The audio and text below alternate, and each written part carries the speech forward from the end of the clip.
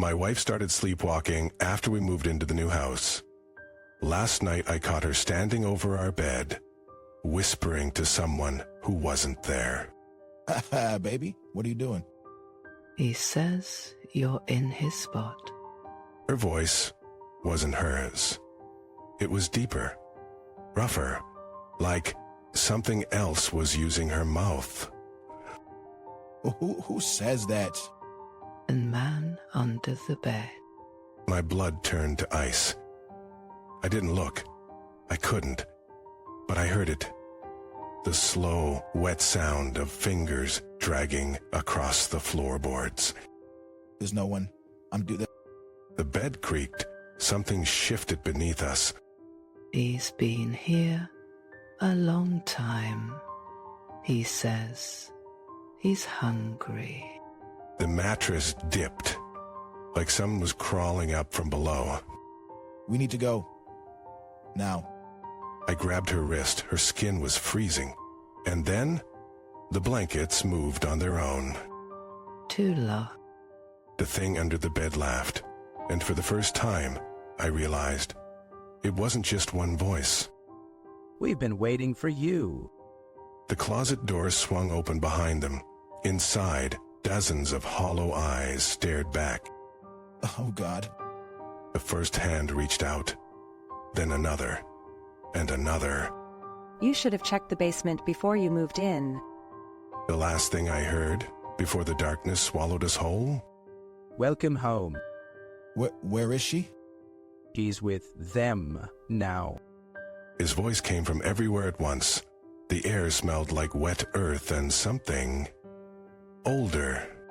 Oh, help me. My wife's voice echoed from the far corner, but when I turned, it wasn't her. It was wearing her. Stretched out like a puppet, limbs too long, mouth sewn shut with rusted wire. What did you do to her? But we didn't do anything. You brought her here. The floor trembled. Something massive shifted in the shadows beyond the single hanging light bulb. You shouldn't have answered the door that night. My stomach dropped. The knocking, 3 nights ago, at 3 a.m. I'd opened it. No one was there. Just the smell of rain and something sweet, like rotting fruit. They always answer. The light bulb shattered. In the blackness, 100 whispers rose at once. He's awake now. And then, the first hand touched my shoulder. Hey, no. The whispers became screams. The darkness moved, not around me, but through me, like icy water filling my lungs.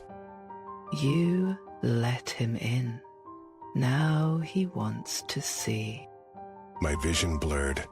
The basement walls stretched upward, twisting into something that looked like a throat. Pulsing, hungry. Don't fight it. That just makes the peeling worse. My skin burned. I looked down. My fingertips were splitting open, black liquid oozing where blood should be. It only hurts until your eyes fall out. Something giggled in the dark, close. So close I felt its breath. What are you? The thing wearing my wife tilted its head. Too far, the skin tore at the neck.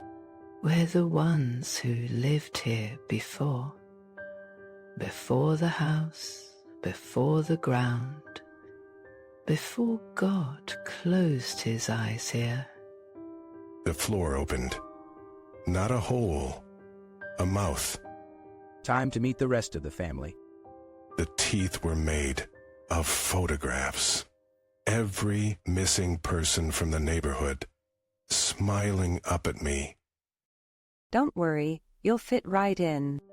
The last thing I saw? My own face, already in the pile. Honey, come see the basement. It's huge. The wife smiled. The floorboard sighed, and far below, in the hungry dark, something stirred.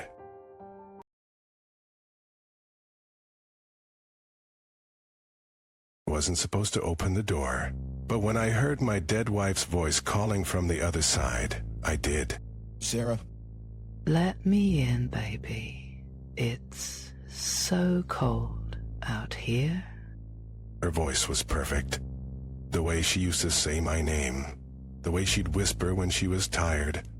But Sarah had been buried 6 months ago. this isn't real. You're not real.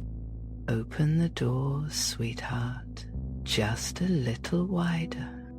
The knob turned on its own. The lock clicked open, and then I saw her fingers. Blackened, rotting, sliding through the crack. No. The door slammed shut, but the knocking didn't stop. You always were a bad listener. And then the knocking turned into scratching. Long, slow drags of something sharp against the wood. What do you want? You know what I want. You left me there, in the dark, alone. The scratching stopped. The house went silent, too silent. Sarah, The lights flickered, and when they came back on, she was standing in the hallway. Like Her eyes were gone, just black holes where they used to be, and her smile, it stretched too wide. please. now it's your turn to be alone. The lights went out. And this time, they didn't come back on. No. Something cold wrapped around my wrist, Found you. and then the screaming started. Save Ra, please. It's okay. I'm here now.